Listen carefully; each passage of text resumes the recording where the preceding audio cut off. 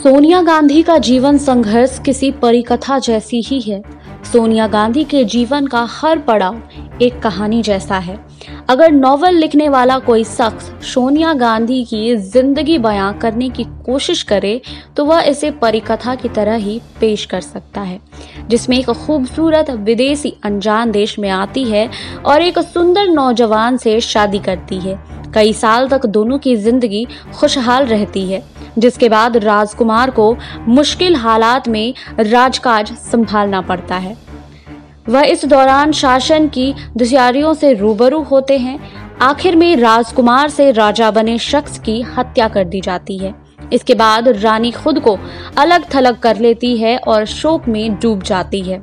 उनके दरबारी उन्हें सार्वजनिक जीवन में आने को मजबूर करते हैं और राज्य की बागडोर उनके हाथ में आ जाती है। सचमुच यह परिकथा की तरह ही है। शायद मुझे इस कहानी की शुरुआत एक समय की बात लाइन से करनी चाहिए थी।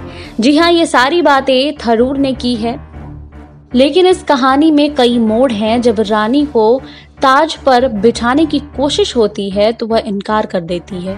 वह पर्दे के पीछे से काम करती है। उन्हें देश की आम जनता के साथ चलना पसंद है। वो जनता को एकजुट करती हैं और राजकाज अपने तजुर्बे वजीरों के हाथ में सौंप देती हैं। सोनिया गांधी की कहानी कमाल की है। यह इतनी असामान्य है कि इसे सिर्फ परिकथा नहीं कहा जा सकता है। इससे कई वर्जन हैं।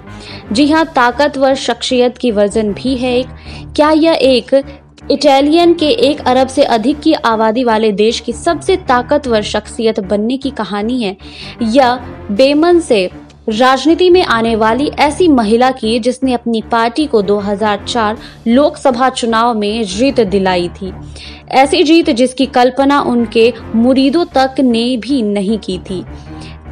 या यह संपन्न वर्ग की एक ऐसी महिला की कहानी है जो पूरे देश के लिए त्याग का प्रतीक बन गई थी, या ऐसे संसदीय नेता की जिसने अपनी कड़ी मेहनत और राजनीतिक साहस से अपनाए हुए देश में सबसे बड़े पद को ठुकरा दिया था। जी हाँ, सोनिया गांधी की जिंदगी हर पड़ाव एक कहानी की तरह है। सोनिया नाम के इस पहेली और इन सभी कहानियों को स्पेन के उपन्यासकार जेवियर मोरो के सनसनीखेज द रेड साड़ी से लेकर कांग्रेस नेता की वी थॉमस के सोनिया प्रियंकारी के जरिए सुलझाने की कोशिश हुई है। सोनिया के राजनीतिक जीवन के महत्वपूर्ण पड़ाव की पहचान करना बहुत आसान है। इसमें 1991 में पति राजीव गांधी की जगह लेने से इनकार, 1996 में कांग्रेस के लिए चुनाव प्रचार करने का फैसला, 2004 में उनके नेतृत्व में पार्टी की जीत, चौंकाने वाले घटनाक्रम में प्रधानमंत्री पद ठुकराना और लगातार 2 बार केंद्र में यूपीए सरकार बनाने जैसी बातें शामिल है। इस दौरान वह 2 दशक तक कांग्रेस अध्यक्ष भी रही और अब वह पार्टी की कमान संभाल रही हैं।